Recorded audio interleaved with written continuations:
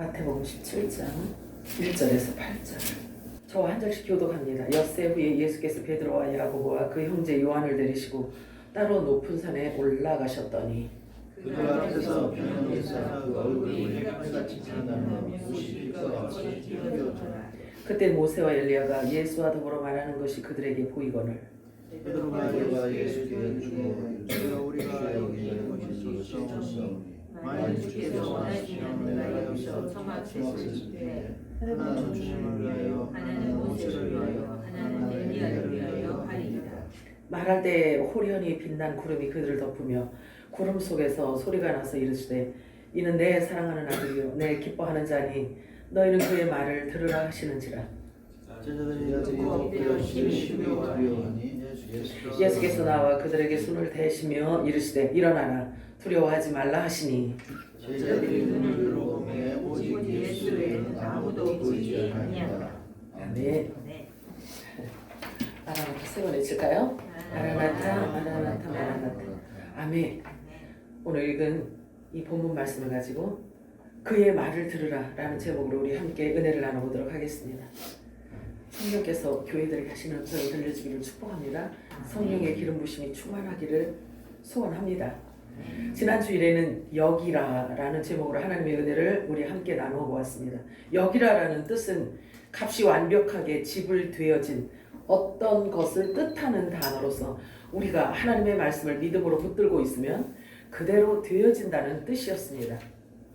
그리고 우리가 하나님의 말씀을 보고 듣고 이해가 되고 깨달아질 바로 그때에 그 말씀이 곧 내게 생명이 되어서 그리스도와 하나 되는 놀라운 신의 성품에 참여하게 된다는 사실을 우리가 알아보았습니다. 기록되어져 있는 모든 말씀은 곧 하나님의 뜻이고 무엇보다도 하나님께서 우리에게 원하시는 것은 뭐였냐면 저와 여러분의 마음 중심을 가장 원하신다는 뜻이었어요. 하나님이 우리들에게 가장 원하시는 것은 저와 여러분이 하나님을 가장 사랑하고 하나님을 원하고 하나님을 바라고 하는 그 마음 중심을 하나님이 원하신다는 거예요. 여러분 그렇게 하고 계세요?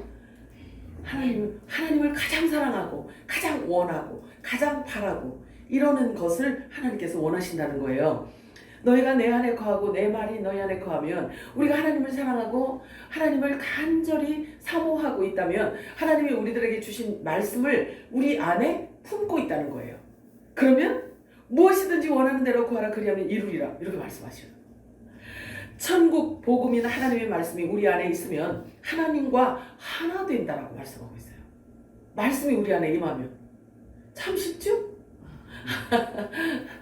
참 쉬운 것 같은데 우리의 육이 너무나 강하기 때문에 우리 혼이 너무나 강하기 때문에 이게 생각처럼 쉽지가 않다는 거예요.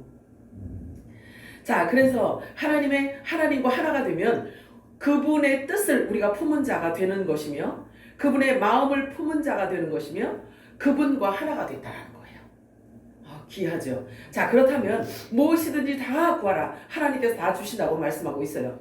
먼저는 저와 여러분이 하나님의 소유가 되어야 한다는 거죠. 하나님의 소유가 되어져야 하나님의 뜻이 우리 안에 부어지고 그 뜻을 갖고 기도하면 하나님 뜻이 내가 한 그 기도를 통해서 이루어진다는 거예요. 자, 하나님은 지금 그런 자들을 지금 찾고 계세요. 그래서 우리 모두 하나님 마음에 합한 자가 되어야 되고 진정으로 하나님의 뜻과 마음을 아는 지식으로 충만하게 채워져야 된다는 사실이에요. 이렇게 말씀하고 불법이 사함을 받고 죄가 가려짐을 받은 자는 복된 자다 라고 말씀하고 있어요. 믿으세요? 말씀이 그렇게 하시니까. 자, 그 다음에 주께서 그 죄를 인정하지 않겠다고 약속된 자는 복된 자라고 말씀하고 있어요. 믿어지시나요? 일한 것이 없는데 하나님께서 의로 여겨주시는 그런 자는 참으로 복된 자다. 성경은 그렇게 말씀하고 있어요. 그러면 저와 여러분이 하나님의 그 복을 받은 자라고 생각을 한다면 그렇게 말씀대로 여겨라 라는 뜻이에요. 우리의 의지로는 믿어지지 않는데 우리의 의지로는 그것이 가능해 보이지 않지만 여겨라 이렇게 말씀하고 있어요. 이미 그렇게 다 갚아놨기 때문에 완벽하게 값을 다 지불해놓고 그 다음에 성경을 기록해서 내가 너희들에게 준 거기 때문에 너희들이 기록되어진 말씀이 믿어지면 그대로 여겨라 예요. 믿으시기 바랍니다. 네. 이 고백을 할 수 있는 자들이 바로 아브라함의 4대 손 저와 여러분이라는 뜻이에요. 이 사실에 대해서 지난주에 우리가 알아본 거예요. 이와 같은 사실 믿어지는 자가 곧 하나님께서 그 믿음을 의로 여김받는 자들이라는 것입니다. 믿음은 아주 놀라운 선물이에요. 자, 오늘은 그의 말을 들으라 라는 제목으로 함께 은혜를 나눠보도록 하겠습니다. 그는 누구인가? 왜 그의 말을 들어야 하며 또 누가 그의 말을 듣는 자인가 해요. 마태복음 17장 1절 2절 읽어볼까요? 시작. 엿새우에 예수께서 베드로와 야고보와 그 형제 요한을 데리고 따로 높은 산에 올라가셨더니 그들 앞에서 변형되사 그 얼굴이 해같이 빛나며 옷이 빛과 같이 휘어졌더라. 여기 엿새후라고 말하고 있어요. 그러면 엿새후라는 것을 무엇으로 어떻게 해석을 해야 되냐면 말씀 가지고 또 해석을 해야 돼요. 기록되어져 있는 말씀을 가지고 해석을 해야 돼요. 하나님께는 하루가 천년 같고 천년이 하루 같다 라고 이렇게 말씀을 하신단 말이에요. 그러면 엿새후라고 하면 성경에 기록되어져 있는 우리에게 주신 그 우리에게 주어진 그 율법이라든지 아니면 복음이라든지 이런 약속이 주어진 후로 6천년이란 시간이 흐른 뒤를 말하고 있는 거예요.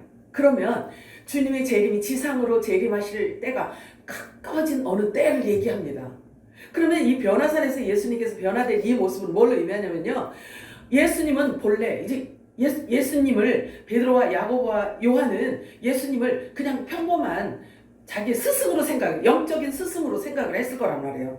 종교 지도자로 그렇게 생각을 하고 있었는데 갑자기 예수님이 변화된 거예요. 예수님이 변화된 모습을 지금 얘기하고 있는 거예요. 얼마나 놀랬겠어요. 이 모습을 보고. 이게 예수님의 본체란 말이에요. 이게 본래. 예수님이 본체이고 예수님이 부활되어서 올라가실 그 모습을 지금 미리 보여준 거예요. 미리 지금 이 제자들에게 보여준 거예요. 자, 그래서 그 어느 날 지상 재림하시기 직전 그 어느 날 이런 일, 그러니까 예수님이 재림하시면 예수님의 완벽한 모습, 완전한 모습, 본체를 볼 수 있는 모습을 미리 보여준 거예요. 시청각 교육을 시켜준 거죠. 이 말씀이 저와 여러분에게 얼마나 은혜가 되는지 몰라요. 여러분들이 그냥 이거 그냥 지나가는 말로 이렇게 읽으면 저와 여러분이 이 안에 있는 이 가치를 모른단 말이에요. 그래서 하나님의 말씀은요, 이제는 우리가 이렇게 막 소설책이 이게 아니에요. 그 깊이 안으로 들어가면 말씀 자체에 신령한 세계를 우리가 직접 맛볼 수 있는 그런 때가 지금 된 거예요. 그런 일들을 이렇게 미리 기록해 놓은 건 왜 그런 줄 아세요? 저와 여러분이 미리 겪으라는 얘기예요. 말씀 가지고 저와 여러분이 영적인 체험을 미리 하라는 얘기예요. 그래서 공중에서 주님을 만나면 기절해서 땅으로 떨어지면 어떡해? 그러니까 미리 우리에게 교훈하시는 거예요. 미리 우리 보고 경험을 하라는 뜻인 거예요. 자, 마태복음 17장 3절 4절 읽어볼까요? 시작. 그때 모세와 엘리야가 예수와 더불어 말하는 것이 그들에게 보이거늘 베드로가 예수께 여짜 이르되 주여 우리가 여기 있는 것이 좋사오니 만일 주께서 원하시면 내가 여기서 초막 셋을 짓되 하나는 주님을 위하여 하나는 모세를 위하여 하나는 엘리야를 위하여 자, 여기 말씀 잘 보세요. 갑자기 등장한 모세와 엘리야를 보고 베드로가 그런데 모세와 엘리야를 베드로가 알아봤다는 거예요. 그지? 아니 알아볼 수 있었다라는 거지. 처음 봤는데 어떻게 알아봤을까? 이 영적인 것은 이렇게 어제가 오늘 같고 오늘이 내일이고 또 영원전이나 지금이나 똑같기 때문에 그런 거예요. 알 수 있다라는 거예요. 자, 그래서 갑자기 등장한 이제 모세와 엘리야를 보고 베드로는 너무 놀랐어요. 그래서 생각하기를 여기가 천국인가비요. 그래가지고 모세하고 엘리야하고 또 예수님을 같은 동일 선상에 놓고 초막을 짓고 여기서 이제 살고 싶은 거예요. 저 땅으로 내려가고 싶지가 않은 거예요. 그래서 여기가 천국인가요. 그래서 나대기 좋아하는 이 베드로가요 이렇게 말하잖아요. 내가 초막 셋을 짓겠다라고 얘기를 하는 거예요. 그래서 모세와 엘리야와 예수님을 잘 내가 섬겨야지 라고 생각을 하고 예수님을 동일 선상에 놓고 초막을 짓겠다라고 이렇게 이야기를 하는 거예요. 동급으로 놓았단 말이에요. 그지? 네. 그런데 보세요. 제가 배우기로는 제가 신학교나 이렇게 공부해서 이렇게 배울 때는 뭘 배웠냐면요. 그거 뭐지? 무천년설로 배웠단 말이에요. 무천년설. 무천년설이라고 하는 것은 뭐냐면요. 거기에는 휴거도, 그러니까 공중강림도 없고요. 그리고 천년왕국이 없어요. 그러면 그게 종교 교리거든요. 그러면 우리 교단 학교에서 가르친 거예요. 그 교리가. 그러면서 뭐라 그러냐면 이러이러한 설이 몇 가지 있다. 그런데 너희들은 나가서 이제 목사 이제 공부하는 사람들이니까 너희들은 나가서 이거 3개 중에 너희들 마음대로 거기서 하나씩 니네들이 골라 잡아서 가르쳐. 이렇게 공부를 했어요. 무천년 천년 왕국도 없고 공중 강림도 주님 공중 재림도 없어요. 그러니까 예수님 오시면서 왕국이 이루어졌다라는 거예요. 그리고 예수 믿는 자들이 착한 일을 참 잘해서 이 땅에 예수님 끌어내릴 수 있는 그런 천국을 먼저 만들어 놓으면 주님이 오신대. 이게 무천년설이에요. 기가 막히는 거지. 말이 돼, 안 돼? 안 되지. 이 말씀 알고 나니까 말이 안 돼. 자, 여기 보면은요. 예수님이 데리고 올라간 베드로, 요한, 야고보 세 제자잖아요. 이 세 사람은 7 금초대 5편 세초대를 얘기하고 있어요. 계시록 1장에 나오는 모세와 엘리야와 이 엘리야 안에 세례 요한이 있단 말이에요. 그래서 이 세 종들을 얘기하고 있습니다. 그러면 이 세 종들과 또 베드로와 요한과 야고보 이렇게 해서 7 금초대가 나옵니다. 7 금초대가 있단 말이에요. 2 증인을 얘기해요. 요거는 성경 전체를 아우러서 뭐라고 얘기하냐면 복음의 대표와 율법의 대표성을 지금 띠고 있는 거예요. 그래서 이 대표되는 사람들을 계시록에는 뭐라고 얘기하고 있냐면 7 금초대라고 표현을 하고 있어요. 그래서 우편의 촛대가 3개, 좌편의 촛대가 3개, 중앙에 하나가 딱 있어요. 요거는 예수 그리스도를 의미하고 있단 말이에요. 그러면 예수 그리스도로부터 이렇게 기름 부음을 받는 교회를 얘기하고 있어요. 교회. 하늘에 속한 교회, 땅에 속한 교회. 그래서 이들을 2 증인 이렇게 이야기를 해요. 이해가 되시나요? 응. 그래서 대표성을 띠고 있는 거예요. 베드로, 요한, 야고보는 우편 촛대를 대표하고 있고 또 여기에 모세와 엘리야와 엘리야 안에 있는 세례 요한이 있어요. 그래서 엘리야는 그 안에 세례 요한을 품고 있기 때문에 세 종을 의미하고 있는 거예요. 그래서 7 금초대가 거기서 형성되어지고 완성되어진 것을 지금 보여주는 거예요. 이 변화산에서. 자, 그래서 베드로는 예수님을 일반적인 평범한 스승으로 생각하고 그 유명한 모세와 대화하는 것을 보고 정말 깜짝 놀랐어요. 그래서 자신도 모르게 튀어나온 말이란 말이에요. 자신도 모르게 튀어나왔어요. 내가 초박 셋을 지어서 3분을 내가 섬기겠나이다 이거예요. 여러분 같으면 뭐라고 할 것 같아요? 여러분 데리고 그 변화산에 올라갔어. 근데 평범한 예수님인 줄, 평범한 영적인 스승인 줄 알고 하나님 나라 이야기를 해주는 영적인 스승인 줄로 알고 있었단 말이에요. 그랬는데 갑자기 그 변화된 모습을 보고 너무 놀랐어요. 그런데 여러분들이 알고 있는, 여러분 지금은 얼굴 본 적이 없지만 영적으로는 통하기 때문에 모세와 엘리야가 보여지면 여러분들도 보여질 거란 말이에요. 근데 그 현상이 여러분들이었다라고 생각한다면 여러분들은 어떻게 할 것 같아요? 어떻게 할까요? 우리 정 집사님은 어떻게 할 것 같아요? 우리 정 집사님은 영적으로 출중하셔서 예수님하고 모세하고 엘리야하고 동급에 안 놓을 거야. 예수님은 예수님이고 이렇게 할 거예요. 사실은요, 이 제자들이 실수하고 이런 시행착오 일으킨 것은 뭘 의미하냐면 저와 여러분이 이 베드로나 이 제자들이 먼저 시행착오 일으킨 것을 우리들에게 먼저 경험을 하라는 거예요. 그래서 예수님이 어떤 분이신지에 대해서 우리가 인지하고 믿고 신뢰하도록 성경이 기록되어진 거예요. 하나님의 사람들을 선한 일을 할 수 있도록 교정시키기 위해서 성경이 기록되어졌다라고 바울이 그렇게 이야기를 해요. 로마서에 보면. 그래서 미리 기록되어진 것은 우리들에게 교훈하기 위해서 기록되었다라고 이렇게 말을 해요. 다만 저와 여러분이 성경 말씀을 통하여서 그들의 제자들이 실수를 저지르는 것도 우리가 보고 우리가 그들이 시행착오 일으킨 것을 우리는 하지 말라는 차원으로 우리에게 보여주지만 우리가 이것을 마구 그냥 이렇게 넘겨버린다면 실은 제자들이 겪는 그 실수를 동일하게 범할 수도 있어. 이렇게 알고도 보고도 그냥 넘겨버리면, 그리고 이 말씀이 내 거가 되지 않으면 그렇게 될 수밖에 없단 말이에요. 그러니까 이제는 우리가 정신을 바짝 차려서 빛의 아들들이, 만물이 저와 여러분이 빨리 등장하기를 지금 고대하고 있다라고 하잖아요. 그러면 저와 여러분이 세상 사람이나 종들이나 시민들 아무하고라도 그냥 분별이 되어지지 않도록, 구분이 되어지지 않도록 우리가 똑같은 사람이라면 그들이 우리를 기대할 이유가 없잖아요. 그렇지 않아요? 뭐가 달라야 될 거 아니야. 뭐가 달라야 되냐면 하늘의 대사로서 하나님 나라의 새 언약의 복음이 우리 안에 가득 기름 부음이 되어져야 되는 거예요. 그래서 저와 여러분을 성령께서 직접 쓰시는 성령의 손발이 되어질 때 그들이 학수고대했던 그것을 먹을 수가 있는 거예요.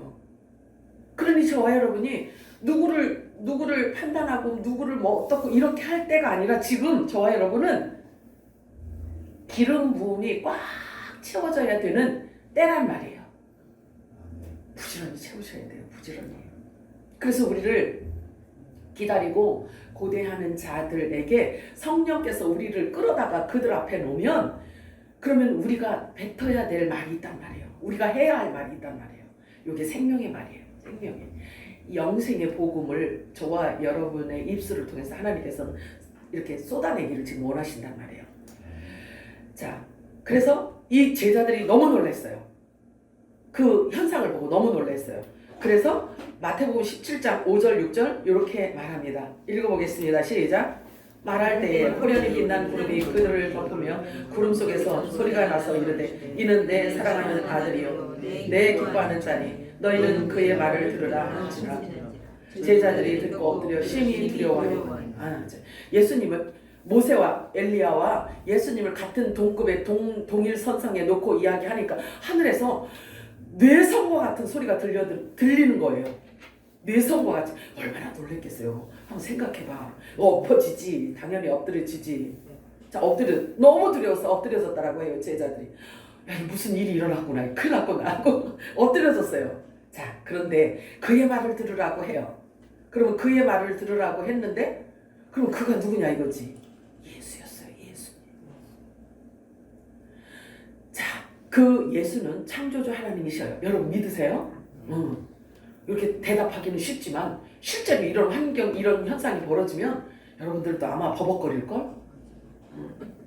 그래서 우리가 정말 하나님의 말씀 자체가 우리 거가 육신이 되어져야 되는 거예요. 자, 그래서 예수, 그는 창조주 하나님이시고 모든 만물이 그가 없이는 되어진 것이 없다라고 말씀하고 있어요. 그럼 만물의 주인이 예수 그리스도시라는 말이에요. 또 그로 말미암아 지금도 이 모든 만물이 존재하고 있다고 그래요. 만물을 붙들고 계시다고 히브리서는 말씀하고 있어요. 만물을 만드시고 만물을 붙들고 계시며 또 히브리서는 뭐라고 해요? 만물을 거룩하게 하신대. 거룩하게 만드신다는 거예요. 그리고 만물의 으뜸이 되셨다라고 말씀을 하고 있는 거예요. 너희는 그의 말을 들으라. 하늘에서 나는 소리에 너무 두려워서 엎드려졌을 때 예수님께서 이렇게 그가 누군가? 그의 말을 들으라라고 했잖아요. 자, 그래서 두려워서 엎드려진 자들이, 두려워하는 자들에게 예수님께서 이렇게 말씀하세요. 마태복음 17장 7절 8절 시작. 예수께서 나와 그에게 손을 대시니 일어나라 두려워하라 하시니 제자들이 눈을 들고 보매 오직 예수 외에는 아무도 보이지 않았다. 자, 이 제자들은 예수님이 신령 본체를 이렇게 경험도 있고 보는 경험도 했고 또 이제는 두려워 말라라고 손을 얹었을 때 이때는 어떤 모습일까요? 그냥 예수님의 평범한 예수님의 모습으로 지금 드러난 거예요. 그래서 그 영적인 상태를 제자들이 먼저 확인을 했죠. 제자들이 먼저 확인을 했단 말이에요. 그러면 그러니까 그렇게 직접 보았음에도 불구하고 그들이 예수님을 따라다니면서 행한 것을 보면요, 실수를 계속 해, 안 해? 계속해. 그 눈으로 보는 게 다가 아니라니까. 눈으로 본 것 가지고 내 거가 실제로 되어지는 게 아니요. 아니란 말이에요.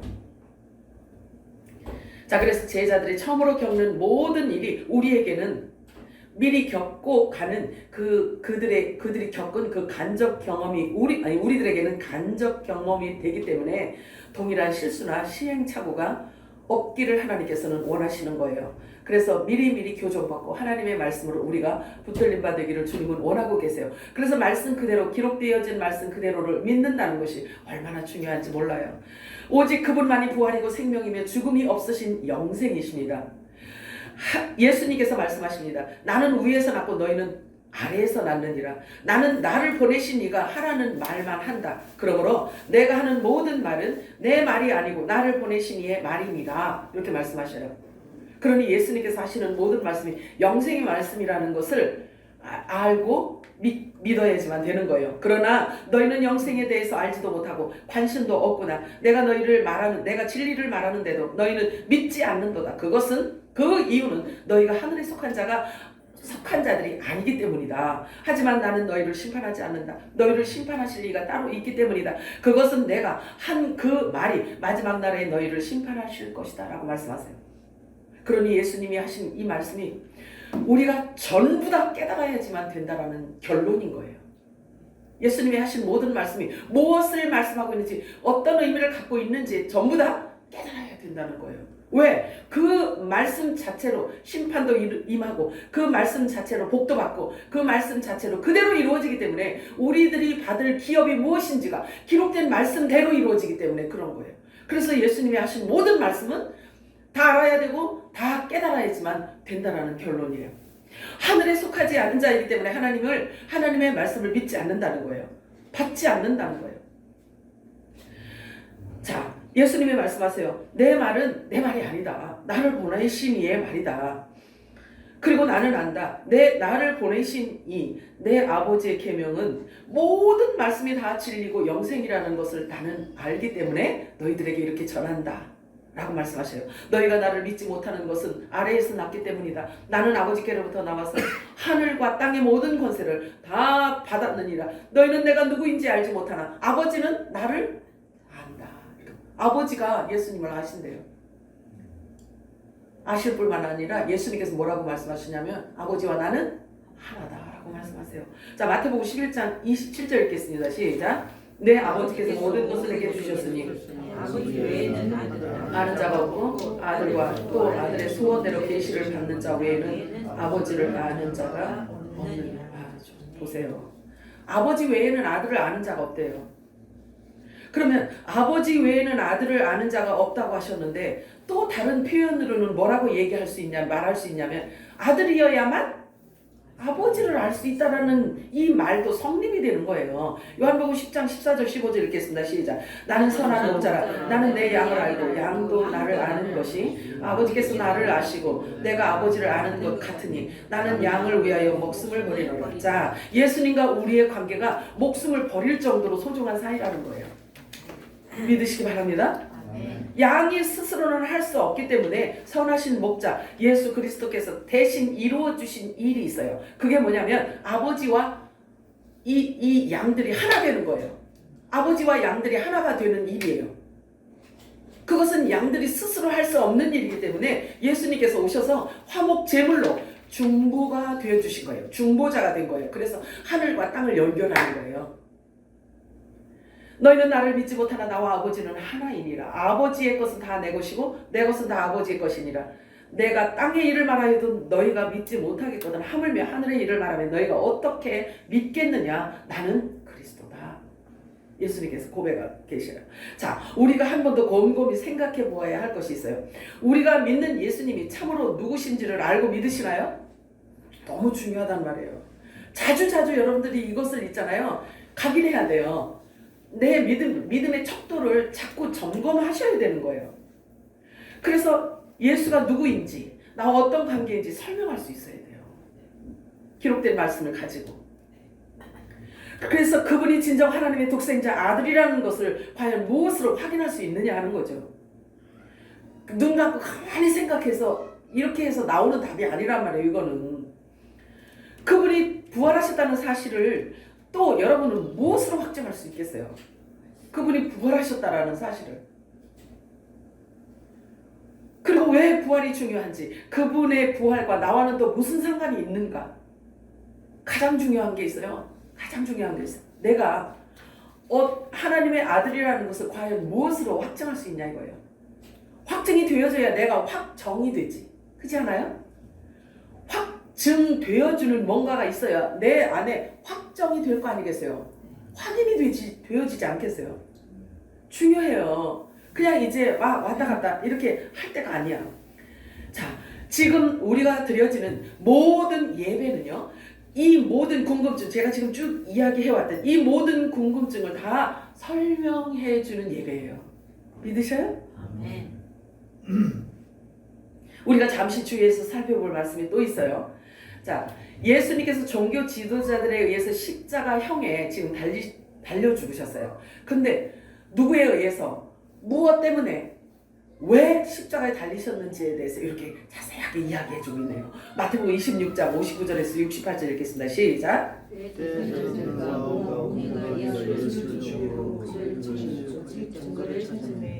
거짓증인이 많이 왔으나 위에 두 사람이 서있되 이 사람이 내가 하나님의 성전을 홀고 살동안 지을 수 있다 하더니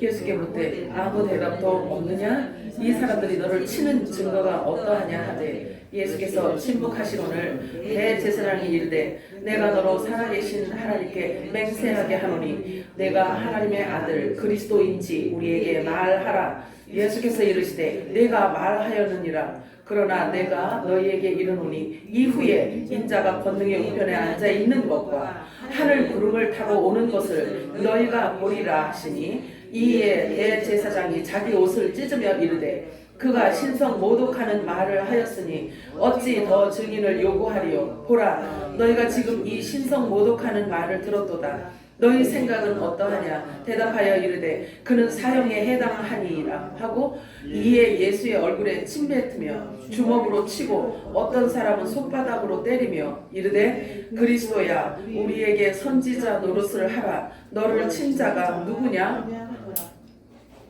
자, 보이세요? 내용이 보이시나요? 자, 이들을 보세요. 이 대제사장들이 지금 이렇게 대제사장과 지금 예수님이 대제사장 앞에서 이렇게 지금 수모를 겪는 거잖아요. 자, 그러면 예수님 얼굴에 침 뱉고 주먹으로 치고 손바닥으로 때리는 것들은, 이런 것들은 평소에도 자연스럽게 아주 많이 행해왔던 짓이에요. 이 말씀 굉장히 중요합니다. 이들이 아주 자연스럽게 평소에 행해왔던 행위예요. 요게 무섭죠. 사실은 하나님의 말씀을, 정말 말씀을 우리가 깨닫고 나면요, 구원의 길이 좁고 협착하다는 것을 반드시 알게 되어 있어요. 반드시 알게 되어 있어요. 그래서 제가 이렇게 무천년설로 배워왔던 이런 것들이 또 누군가가 가르쳐줘서 아는 게 아니에요. 성령께서 말씀 갖고 깨닫게 해주셨기 때문에 이 설이 아니라 하나님의 말씀 안에서 천년 왕국에 대한 것을 분명하게 설명을 해주셔서 구분할 수가 있었던 거예요. 알 수가 있었던 거예요. 그래서 사도 요한이 그런 이야기를 하잖아요. 우리의 스승은 한 분이다. 성령이 우리들의 스승이라고 말씀하고 있잖아요. 그래서 성령께서 오시면 성경을 기록한 저자이기 때문에 그 말씀 안에 있는 내용을 가르쳐 주시는 거예요. 알게 하시는 거예요. 뭘 막 속삭거려서 이렇게 아는 게 아니고요. 성경이 성경을 풀어내고 성경이 성경을 풀어내는 거예요. 그러니까 진리의 성령이 너희에게, 예수님 말씀하셨잖아요. 진리의 성령이 너희에게 임하시면 너희를, 우리의 영을 모든 진리 가운데로 인도해 주신다라고 약속하셨단 말이에요. 그래서 우리 안에 성령이 오시면 성경이 뭘 이야기하고 있는지를 알도록 말씀에서 말씀으로 우리를 끌어가신다는 이야기예요. 자, 모든 성경을 깨닫고 났더니 어떤 말씀이 기록되어져 있냐면 창세기부터 계시록까지요, 전부 다 예수님의 초림과 재림을 얘기하고 있어요. 창세기부터 계시록까지 전부 다 예수님의 초림과 재림에 대한 말씀이에요. 그래서 창세전에 하나님이 갖고 계셨던 그 뜻을 이루시는 과정을 기록하고 있는 거예요. 그러니까 하나님 나라 완성에 대한 것을 기록하고 있어요. 그런데 그 하나님 나라 완성은 어디서부터 시작이 되냐면 예수님의 이제 말씀이 주어진 상태에서 주어지고 그 다음에 일방적으로 말씀이 주어진 상태를 그것을 하나님께서 이루셔요. 그래서 예수님이 오시고 나서 이루시고 다 이루신 것을 일컬어 하나님 나라 완성이 되었다라고 이야기를 하는 거예요.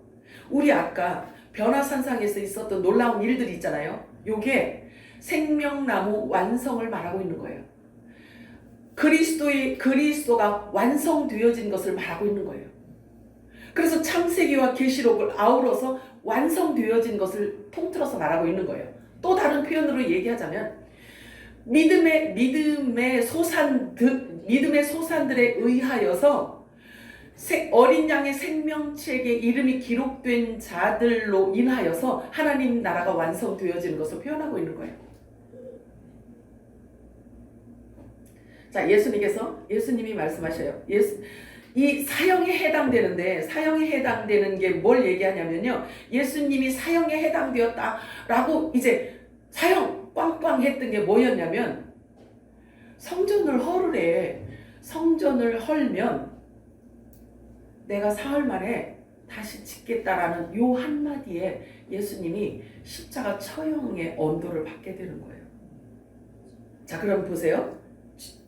재미있는 게 저와 여러분이 지금 오늘날 기록된 말씀을 그대로 믿고 저와 여러분의 정체성을 알고 우리가 어떻게 부활이 될 것이며 주님 공중 강림하시면 어떤 일이 있을 것이며 그 다음에 천년 왕국이 어떻게 이루어질 것이며 우리가 지금 성경 말씀을 통해서 우리가 확인하고 있잖아요. 확증하고 있잖아요. 그렇다라고 한다면 그렇게 예수님께서 말씀하심으로 인해서 신성모독 죄를 적용해서 십자가형을 언도 딱 내렸는데, 그러면 지금 이 시대에 저와 여러분이 이 기록된 말씀을 가지고 요대로 믿고 있다면 저와 여러분도 사형 언도를 받을 자들이라는 거예요. 그게 보여져야 되는 거예요. 그러면 지금은 이제 우리나라의 사형 제도도 없어지고 십자가형을 더 이제 없었던 일이고, 그러니까 그럼 이렇게 이야기해가지고 저와 여러분을 사형 언도를 내릴 수 있는 것이 있다면 그게 뭘까요? 저 일반적으로 이렇게 그렇지 2단이다 10단이다라고 하겠지. 그죠? 2단이다 10단이다라고 이렇게 해버리겠죠. 자, 근데 보세요. 이 레위인들이 대제사장이 하는 일이 뭐냐면, 대제사장이 예수님을 십자가형을 땅땅 내렸잖아. 아, 너 신성 모독하고 있구나. 그러니까 성전이 몇 년 동안 지었다고 그랬죠? 46년 동안 금으로 칠하고 또 금으로 칠하고 막 이렇게 해갖고 이 성전이 삐까뻔쩍 난리가 아니었어. 그 영광을 말할 수가 없어요. 근데 예수님께서 그 성전을 헐어라. 내가 사흘 만에 다시 짓겠다라고 이야기하니까 기가 막히는 일 아니겠어요? 그래서 그것을 일컬어 그 말을 했다고 신성 모독했다고 십자가 언도를 딱 한 거예요. 그런데 그 사형 언도를 내린 대제사장이 뭐 하는 애인지, 뭐 하는 사람인지에 대해서 좀 우리 알아보려고 해요. 레위기 16절 17절 읽어볼까요? 시작. 곧 이스라엘 자손의 부정과 그들이 범한 모든 죄로 말미암아 지성소를 위하여 속죄하고 또 그들의 부정한 중에 있는 회막을 위하여 이같이 할 것이요, 그가 지성소에 속죄하러 들어가서 자기와 그의 집안과 이스라엘 온 회중을 위하여 속죄하러 나오기까지는 누구든지 회막에 있지 못할 것이요. 이 대제사장도 죄인이에요. 죄인이기 때문에 자기 죄를 먼저 사함을 받고 씻음을 받고 나서 지성소에 들어가야 되는 거예요. 이것도 1년에 한 번. 이 지성소는 하늘 성전, 곧 하나님의 영광의 임재를 뜻하는 곳이란 말이에요. 하나님의 영광, 하나님의 임재를 뜻하는 곳이에요. 자, 그래서 아무나 그곳에 들어갈 수가 없단 말이에요. 왜냐하면 들어가면 그냥 죽으니까. 그래서 지극히 거룩한 모든 것으로부터 자, 지극히 거룩하게 구별되어져 있는 곳이 이 지성소란 말이에요. 자, 출애굽기 26장 33절 읽겠습니다. 시작. 그 휘장을 갈고리 아래에 늘어뜨린 후에 증거궤를 그 휘장 안에 들여놓으라. 그 휘장에 너희를 위하여 성소와 지성소를 구분하리라. 자, 이게 증거궤라는 것은 뭘 의미하냐면요, 말씀을 의미해요. 하나님의 말씀, 하나님의 언약, 하나님의 약속의 말씀을 의미한단 말이에요. 그러면 이 지성소 안에는 증거교회가 있다는 거예요. 그러면 하나님의 말씀이 있다, 언약교회가 있다는 거잖아요. 이게 하나님의 임재를 의미하고 있단 말이에요. 이 성막 안에서. 이해가 되죠? 그래서 이 지성소는 아무나 들어갈 수가 없어요. 그래서 휘장으로 구분을 해놨단 말이에요. 아무나 들어갈 수 없도록. 사람이 들어가면 죽으니까. 그래서 그 휘장으로 막아놨어요. 그래서 첫사람 아담이 에덴 동산에서 쫓겨나면서부터 피조물과 창조주 하나님 사이에는 절대로 가까이 할 수 없는 그런 관계가 되어버린 거예요. 그것을 저주라고 해요. 생명에서 분리되어져 있는 것을 저주라고 하는 것입니다. 자, 그래서 하지만 이 휘장이 열리기만 하면 성소와 지성소가 열린단 말이에요. 드나들 수가 있단 말이에요. 그래서 지성소 안에 있는 사람이 들어갈 수 있어요. 이제 성소에 있는 사람이 지성소 안으로 들어갈 수 있게 한단 말이에요. 그래서 예수님께서 오셔서 이 휘장은 이것은 내 몸이니라 하고 십자가에서 죽으셨단 말이에요. 그래서 십자가에서 이렇게 운명하시는 그 순간에 이 무서운 휘장이 위로부터 아래로 쫙 잘려요. 위로부터 아래로 위로부터 아래로 잘렸다는 것, 찢어졌다라는 것은 하나님이 아래로 오셨다라는 얘기예요. 하늘의 문이, 하늘의 길이 땅과 연결되었다라는 것을 얘기하고 있는 거예요. 자, 그래서 성소라는 뜻을 히브리어에서는 뭐라고 얘기했냐면요, 세상에 속한 성소, 이렇게 얘기해요. 그러면 지성소는 하늘에 속했고 성소는 땅에 속한 거예요. 세상에 속했다라고 얘기해요. 그래서 육을 입은 자들이 그곳에서 제사 드리는 것을 말하고 있어요. 물론 저와 여러분도 육을 입고 있는 자들이었기 때문에 처음에 성소에서 우리가 제사를 드리고 성소에서 예배를 한 자들과 똑같은 거예요. 그죠? 그러면 율법 아래 있었다라는 거죠. 저와 여러분도. 그치? 그런데 본래는 하늘에 속한 자들이었기 때문에 휘장이 딱 열림으로 인하여서 성소에서도 지성소로 들어가는 자가 따로 있어요. 아들들만, 하늘에 속한 자들만. 문이 열렸다라는 거죠. 자, 그래서 지성소라 일컫는 하나님의 영광의 임재하심과 성소와 이 땅에 속한, 즉 땅에 속한 교회와 하늘에 속한 교회가 구분되어져 있는 것을 지금 말하고 있는 거예요. 그래서 성소와 지성소를 가로막은 이 휘장은 절대로 사람으로서는 이것을 이렇게 없앨 수가 없어요. 왜냐하면 사람 자체가 죄인이기 때문에. 그래서 죄가 없으신 그분이 오셔서 이 휘장을 열어주신 거예요. 그래서 새로운 생명의 길을 열어놓으신 것입니다. 본래 대제사장이라 할지라도 동물의 피로 자신의 죄를 먼저 씻지 않으면 그 지성소 안으로 들어갈 수가 없었어요. 자, 그러면 이 대제사장, 예수님 당시에 있었던 이 대제사장의 어떤 이 직임은요, 언제부터 왔냐면 모세로부터 내려왔단 말이에요. 그래서 모세로부터 내려온 이 제사법인데 대제사장이 하는 그 일이 1년에 한 번씩 들어가는 거, 지성소 안으로 들어가는 거. 근데 여기 우리가 읽어봤잖아요. 레위기에 보니까 자기도 죄인이기 때문에 자기 죄가 먼저 사함을 씻음을 받아야지만 들어갈 수 있단 말이에요. 자, 그러니 하나님을 제대로 섬기는 대제사장이었다면 예수를 알아봤어야 돼. 이 대제사장이. 그런데 예수를 알아봐요? 못 알아봐요? 못 알아봐. 자, 이건 뭘 의미하냐면 타락된 것을 얘기하고 있는 거예요. 타락했기 때문에 이제 산영을 받아서 예수님을 알아볼 수 있는 눈이 이제 없는, 산영을 받기만 했어도 예수님을 알아볼 수 있었을 텐데 못 알아봐요. 타락했다는 이야기죠. 하나님도 모르고 그리스도도 전혀 모르는 상태예요. 46년 동안 금으로 성전을 화려하게, 잘 보세요. 사실 이제 성전을 그렇게 화려하게 키워서 무슨 일을 했냐면요, 종교 장사는 열심히 했어요. 종교 장사. 종교 장사는 열심히 잘 하였는데 진리에 대해서는 전혀 아는 것이 없었다라는 거죠. 그래서 예수님께서 일가를 가셨어요. 너희들은 내 아버지 집을 창사꾼, 강도의 소굴로 만들었구나. 이 독사의 자식들아, 너희 입의 말로 얼마나 많은 사람들을 지옥 자식으로 만들었느냐. 너희가 악하니 어떻게 선한 말을 할 수 있겠느냐. 너희가 어떻게 지옥의 문을 피할 수 있겠느냐. 지옥으로 갈 수밖에 없다는 거예요. 자, 이 강도들아 라고 예수님께서 일가를 가십니다. 그러시면서 성전 안에 장사꾼들의 상을 완전 이제 엎어버리십니다. 요한복음 2장 14절에서 19절 시작.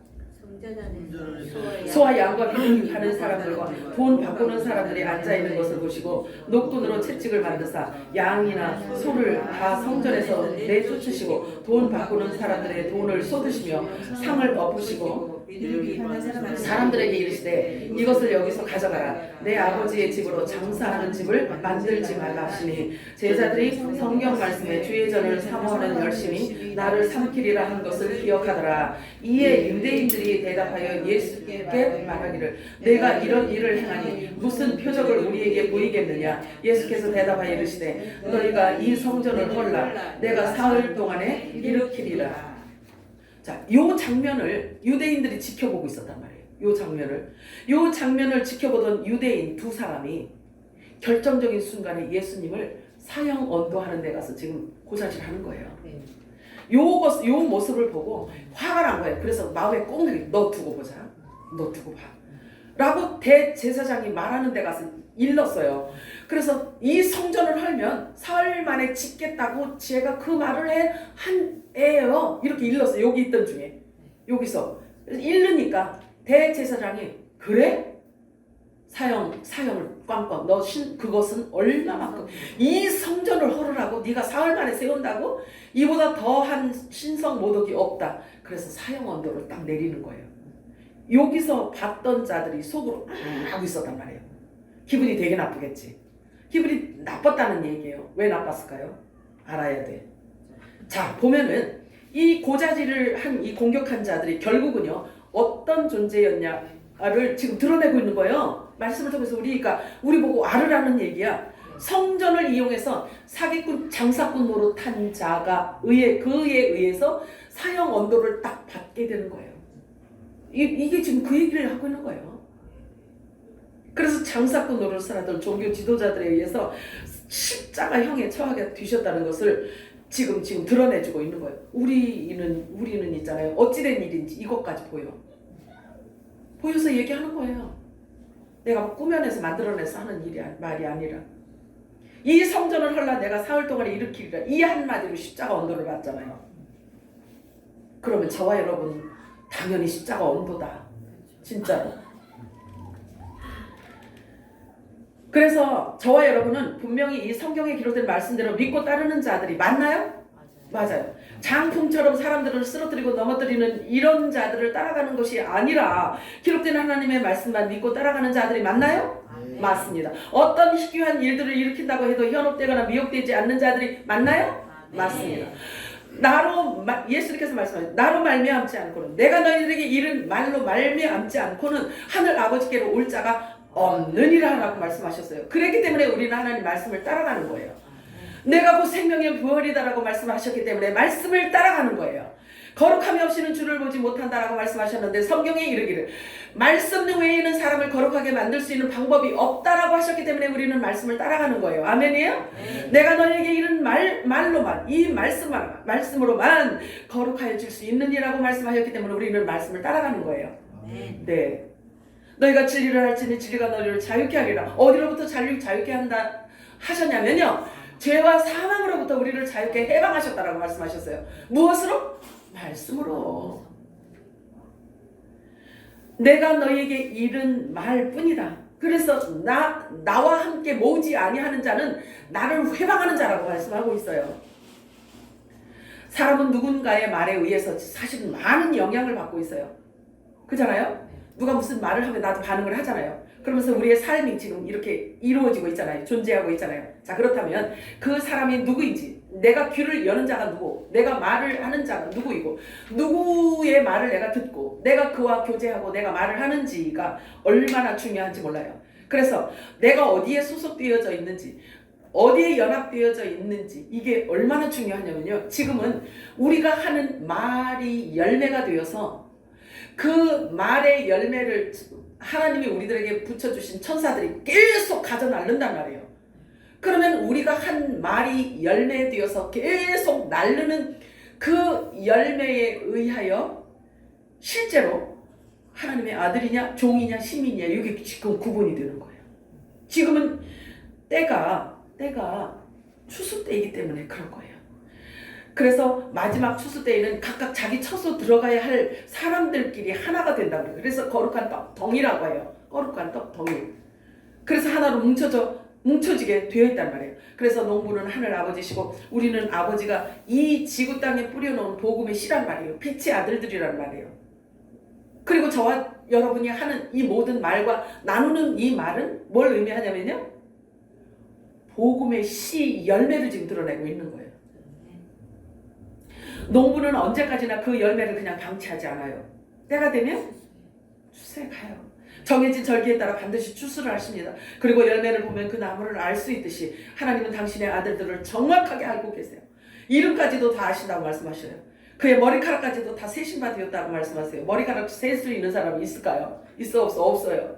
아무리 사랑하는 연인끼리라도요. 무릎에다 갖다 대놔도요. 그 머리카락 못 세요. 아무리 사랑해도 머리카락 수를 못 세요. 근데 아버지는 다 세신 바 되었대요. 그러니 얼마나 세세하게 우리의 사정과 우리의 마음과 우리의 형편을 얼마나 잘 아시겠냐고요. 자, 땅이 풀과 각기 종류대로 씨 맺는 채소가 각기 종류대로 씨 가진 열매를 내니 하나님께서 그렇게 말씀하셨어요. 내라 하니까 냈어요. 그래서 하나님 보시기에 좋았더라 이래요. 그러면 뭘 의미하냐면요. 각각 종류대로 냈다 그래서 각각. 그러면 그럼 보세요. 채소를 밭에다 오래 놔두면 큰 과일 나무로 바뀌어? 아니잖아요. 그래서 각각 종류대로 하나님이 주셨다라고 말씀하셨단 말이에요. 그래서 그 열매를 보면 나무를 안다고 하셨잖아요.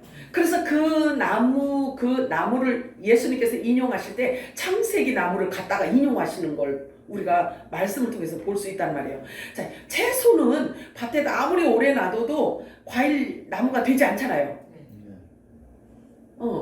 안 되지. 자, 창세기 2장 8절 9절 읽어볼까요? 시작. 여호와 하나님이 동방의 에덴의 동산을 창설하시고 그 지으신 사람을 거기 두시니라. 여호와 하나님이 그 땅에서 보기에 아름답고 먹기에 좋은 나무가 나게 하시니 동산 가운데는 생명나무와 선악을 알게 하는 나무도 있더라. 자, 여기 두 가지 나무가 있네요. 자, 두 가지 나무가 있는데, 자, 이 에덴 동산을 하나님께서 창설을 하시고 지은 사람을 그곳에 거기 두었대. 자, 그러면 영적 세계를 의미하는 이 에덴 동산 안에 있는 이 나무는요, 지금 이 지구상에 이 물질 세계에 있어요, 없어요? 없지? 없잖아요. 그래서 영적 세계라고 제가 말씀을 드리는 거예요.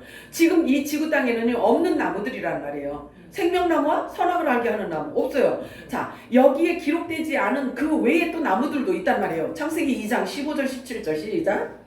여호와 하나님이 그 사람을 이끌어 에덴 동산에 두어 그것을 경작하며 지키게 하시고 여호와 하나님이 그 사람에게 명하여 이르시되 동산 각종 나무의 열매는 내가 임의로 먹되 선악을 알게 하는 나무의 열매는 먹지 말라. 내가 먹는 날에는 반드시 죽으리라 하시니라.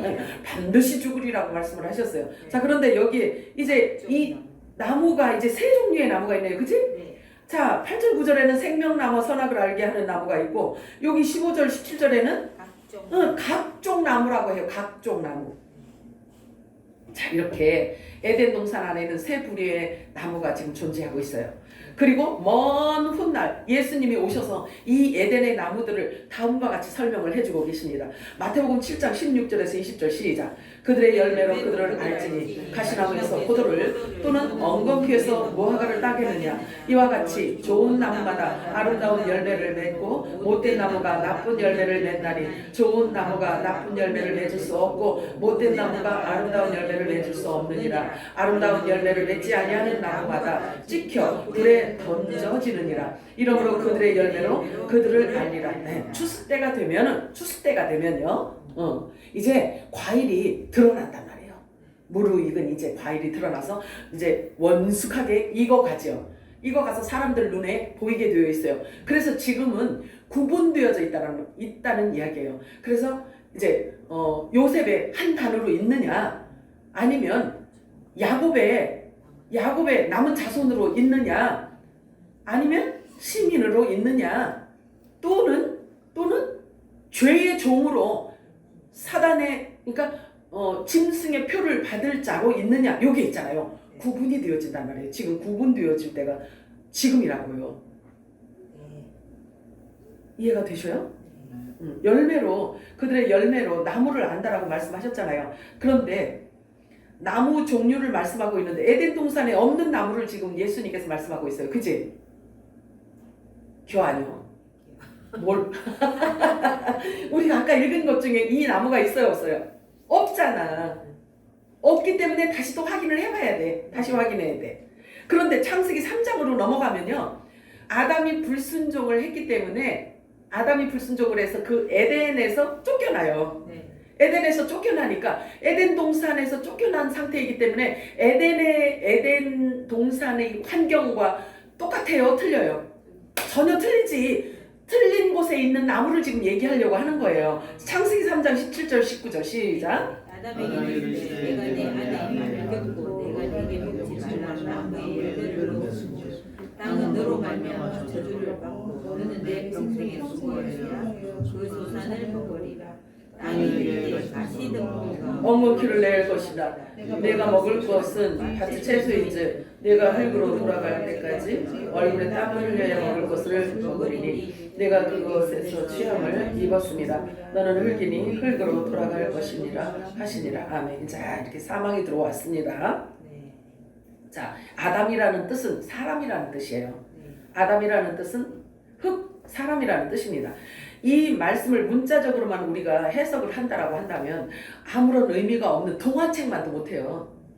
동화책만도 못하단 말이에요. 이 내용이 이 안에 하나님의 영적인 의미, 하나님의 신령한 의미가 이 안에 들어있지 않다면 동화책만도 못해. 그리고 거짓말책이라고요. 지금이 어떤 시대인데 사람들이 땅만 일구어서 채소만 먹냐 이거지. 아니면 지금 현 시대와 맞지 않는 말씀을 성경에서 모두 빼버려야 한다면 성경이 필요가 없어요. 다 충돌이 있기 때문에. 그래서 지금 어쩌면 저와 여러분이 이 하나님의 말씀을 알고 깨달아서 이 말씀을 실제로 팩트로 우리가 믿는 것 자체가 사람들 보기에는 우스울 거예요. 그럴 수밖에 없어요. 그래서 성경은 쓸모없는 책으로 치부할 수밖에 없단 말이에요. 이 사람들이 성경을 보고 우리 행위를 볼 때, 우리를 볼 때 그래서 무시하는지도 몰라. 저와 여러분을 그래서 무시하는지도 몰라요. 그렇기 때문에 하나님의 아들들인 저와 여러분이 책임이 매우 큽니다. 우리 하늘 아버지의 말씀이 얼마나 놀랍고 대단한 말씀이고 정확무오한지를 저와 여러분을 통해서 증언해야 되기 때문에 그래요. 증언할 수 있어요, 없어요? 있어요. 할 수 있어야 돼요. 그래서 이렇게 늦은 뒤 성령으로 한량없이 저와 여러분에게 기름을 부어주고 계시는 거예요. 이유예요. 그 이유예요. 그래서 땅에 떨어져 사람들의 발에 밟히고 있던 하나님의 말씀을 다시 존귀하신 하나님의 자리에 올려놓는 일 저와 여러분이 해야 돼요. 그리고 그 말씀의 권위를 회복하는 이 모든 일들이야말로 열방을 회복하는 거라고 말하고 있어요. 계시록에는. 어제 말씀을 준비하는데 이 대목에 있어서 주님이요 너무 기뻐하시는 거 있죠. 너무 기뻐하셨어요. 그래서 이 무슨 대목에서 주님이 그것도 주님이 주셔놓고 내가 막 기록하니까 기록하면 내가 여기서 선포할 거거든. 그러니까 기록하게 하시고 선포할 거를 주님이 먼저 아시고 얼마나 기뻐하시고 감동을 주시는지 말로 표현할 수가 없었어요. 이게 뭐냐면 하나님 말씀이에요. 하나님 말씀을 높이는, 하나님 말씀을 경외하는 그 마음을 그렇게 좋아하신다니까요. 우리가 얼마나 하나님의 말씀을 경홀히 여기고 하나님의 말씀을 경시했는지 세상에 너무 놀랐어요. 진짜로. 그래서 저와 여러분의 책임이 커요. 땅에 떨어져 있는 처음 하나님의 이 말씀을 하나님의 자리로 올려놓는 것, 그 역할을 우리가 해야 되는 거예요. 하나님의 말씀의 위대하심을 있잖아. 우리가 높여놓아야 되는, 제자리에 놔야 되는 거예요. 하나님을 하나님 되게 해드리는 것이 저와 여러분을 통해서 할 일이란 말이에요. 그렇기 때문에 하나님의 말씀의 모성을 저와 여러분에게 지금 기름 붓고 있다는 사실 여러분 아시기 바래요. 보세요. 아이들이 출정하잖아요. 그러면 네 집 자식인지 참 훌륭하다 이렇게 얘기해요. 부모가 먼저 영광을 받으시잖아요. 똑같아요. 저와 여러분이 지금 이 어두운, 진리가 감춰져 있고 진리가 숨겨져 있고 이렇게 어둠이 캄캄한 이곳에 빛의 아들들을 일으키시는 지금 이유는요, 빛이신 영이신 아버지를, 하늘에 계신 아버지 이름을 영화롭게 해드리는 그 역할을 우리 보고 하라는 거예요. 이해가 되셔요? 마음이 어떠셔요? 어떠셔? 자, 그래서 아버지의 뜻과 아버지의 생각을 품은 저희들을 이 땅에 지금 보내신 거예요. 하늘에 계신 우리 아버지, 아버지의 이름이 거룩히 여김을 받으시오며, 이게 주기도문이잖아요. 응? 그래서 하늘에서 이루어진 것까지 이 땅에서도 이루어지니까 이 기도는 하늘을 여는 기도예요. 하늘을 여는 기도, 하늘을 땡겨 이 땅에 푸는 기도란 말이에요. 이게 중보 영역이란 말이에요. 주기도문이. 그래서 하늘을 내려놓는 기도가 이 주기도문이에요. 그래서 우리 아버지 기도란 말이에요. 우리 아버지 기도. 아버지 기도를 저와 여러분이 지금 하고 있는 거예요. 어느 날 주님이 말씀하셨어요. 이곳을 내 기도하는 곳으로 만들어라. 이렇게 말씀하셨어요. 내 기도가 아버지 기도하는 아버지 기도를 해야 되는데, 아니 아버지 기도가 뭘까 싶으면 나중에 우리 주기도문이에요. 이게 중보 영역을 말하고 있는 거예요. 그럼 여기서 하는 기도는 하늘을 이 땅에 푸는 기도를 하라는 거예요. 하늘에서 이루어진 것처럼 이 땅에서도 이루어지기를 기도하라는 거예요. 천년왕국이 이루어지기를 기도하라는 거예요. 천년왕국은 예수 그리스도, 만왕의 왕 예수 그리스도께서 다스리시는 거잖아요. 그치? 그래서 그걸 기도하라. 너희는 먼저 그의 나라와 의를 구하라는 말씀이 이 중보 영역이니까 아버지 기도라는 거예요. 자, 그래서 땅이 내게 가시덤불과 엉겅퀴를 낼 것이라. 내가 먹을 것은 밭의 채소이지. 그러니까 에덴 동산에서 쫓겨난 모습이에요. 그래서 쫓겨나서 가시덤불과 엉겅퀴를 낼 거래요. 땅이. 그래서 이 말씀을 예수님께서 오셔서 설명해 주십니다. 예수님께서 오셔서 설명을 해 주시는 거예요. 아까 읽어봤지?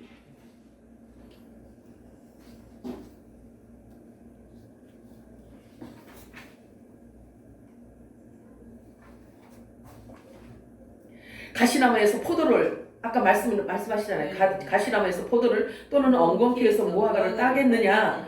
창세기에 있는 이 가시나무와 엉겅퀴를 가져다가 지금 예수님이 이제 비유로 말씀을 하신 거예요. 가시나무에서 포도를, 엉겅퀴에서 무화과를 딸 수 있겠느냐. 요 말이 뭘 의미하냐면요, 뱀의 후손들에게서 어떻게 하나님의 아들들이 나올 수 있느냐, 이 뜻이에요.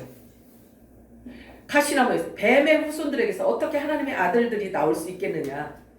믿음이 없는 자에게서 어떻게 야곱의 남은 자손을 추수할 수 있겠느냐, 이 뜻이에요. 이게요. 기억해 두시면 나중에 성경 읽을 때 유익해요. 네.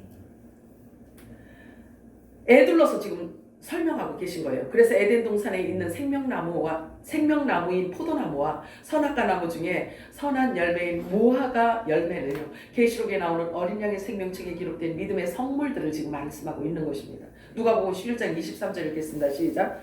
나와 함께 아니하는 자는 나를 반대하는 자요, 나와 함께 모으지 아니하는 자는 해치는 자니라. 이게 무슨 얘기냐면, 예수님이 하신 말씀 자체를 갖고 사람이 자꾸 거기에 무엇을 다 더 부합시키고 종교 철학이라든지 아니면 어떤 이런 사상들, 어떤 어떤 주의, 이런 것들을 이렇게 막 섞어가지고 이야기를 하면 하나님 나라를 해치는 자라는 거예요. 하나님이 하시는 일을 회방하는 거래요. 회방.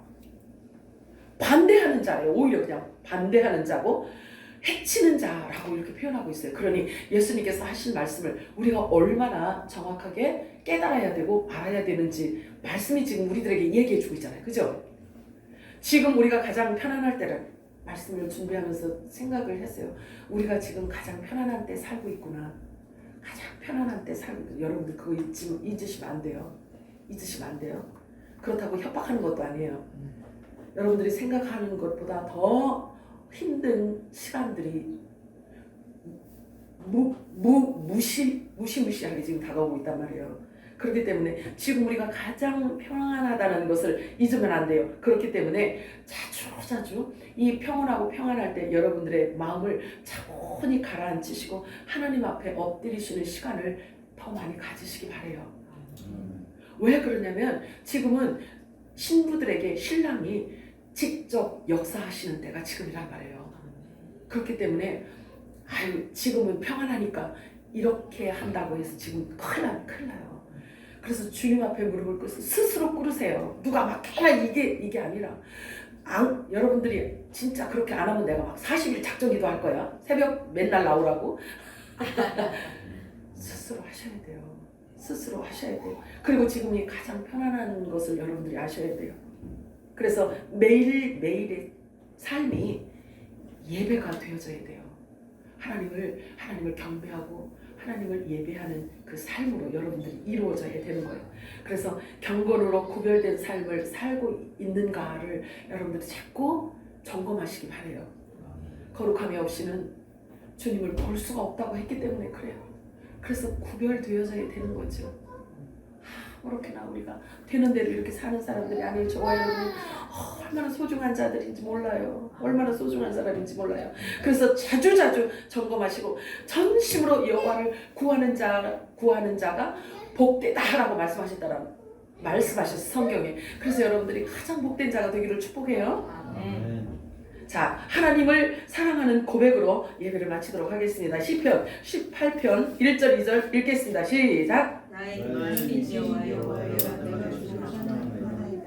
여호와는 나의 하나님이시오 나의 주시이시오 나를 건지시는 이시오 나의 하나님이시오 내가 그 안에 내가 나의 하나님이시오 나의 마음의 이시오 나의 구원의 이시오 나의 생명이다. 아멘이에요? 우리의 생명 자체세요. 예수님이. 기도합니다. 사랑이 많으신 하나님 고맙고 감사합니다. 하나님께서 오늘도 저희들에게